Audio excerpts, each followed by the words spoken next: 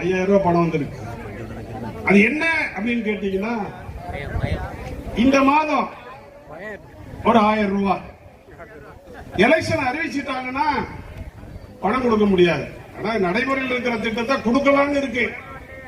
ஆனா இவர் ஓட்டுக்காக, மக்களை ஏமாற்றுவதற்காக உங்களிடத்துல 5000 பணத்தை கொடுத்து நாளையிலிருந்து இல்ல, இன்னையிலிருந்து டாஸ்மாக் கடைகளில் இருக்கிற சரக்கை விற்கிறதுக்கான ஏற்பாட்டுக்கு ஸ்டாலின் வழிவகுத்திருக்கிறார். எப்பயுமே நடைமுறையில் இருக்கக்கூடிய திட்டத்தை தேர்தல் அன்னைக்கு கூட கொடுக்கலாம், தப்பு கிடையாது. தேர்தல் ஆணையம் அதை அனுமதிக்கும். இவங்க உங்கள்கிட்ட அவங்களுடைய பெருமையை காட்டிக்கணுமா, அதுக்காக 3 மாசத்துக்கு பணம் வராது. நீங்க அடுத்த மாசம் பணம் வருதுன்னு யாராவது நினைச்சுக்கிட்டு இருந்தீங்கன்னா தப்பா போயிடும்.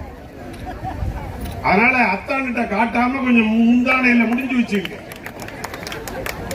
பேங்க் அக்கவுண்ட் பாஸ் புத்தகத்தை அடுக்கு பானையிலையாவது போட்டு மறைச்சு வச்சுக்கோங்க.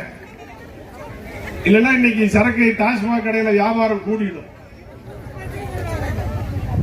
கொடுக்கலன்னா வேற பாவி உங்களை அடிக்க வருவான். அதனால கொஞ்சமா கொடுத்து தொலைங்க.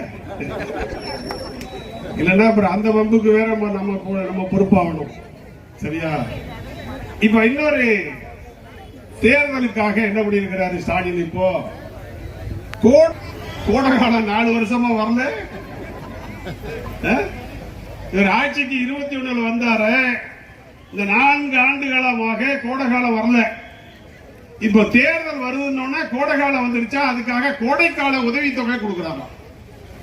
நான் என்ன கேட்கிறேன்னு கேட்டீங்கன்னா, ஸ்டாலின் அவர்களே, நீங்க கொடுப்பதை நான் வரவேற்கிறேன். நாங்க வரவேற்கிறோம், மகிழ்ச்சி. ஆனால் இந்த குடும்ப தலைவிகளுக்கான உதவி தொகை என்று நீ சொல்லல, உரிமை தொகைன்னு நீ சொன்ன. இந்த உரிமை தொகையை கொடுக்கும் போதே எவ்வளவு பேருக்கு கொடுத்திருக்கணும்? ஒரு கார்டு இருக்கு தமிழ்நாட்டில், 2,03,00,000 கார்டு இருக்கு. நீங்க கொடுத்தது எவ்வளவு? 1 கோடி பேருக்கு கொடுத்தீங்க. அப்ப 1,03,00,000 பேர் தான் தகுதி உடையவர்கள் அப்படின்னு நீ சொன்ன.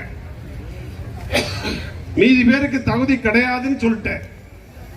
தகுதி இருக்குன்னு கொடுத்த இந்த 1000 ரூபாய் 1,03,00,000 பேருக்கு கொடுக்கல. இப்ப தேர்தல் வருதுன்னு இப்ப 30 லட்சம் பேருக்கு தகுதி வந்துருச்சா?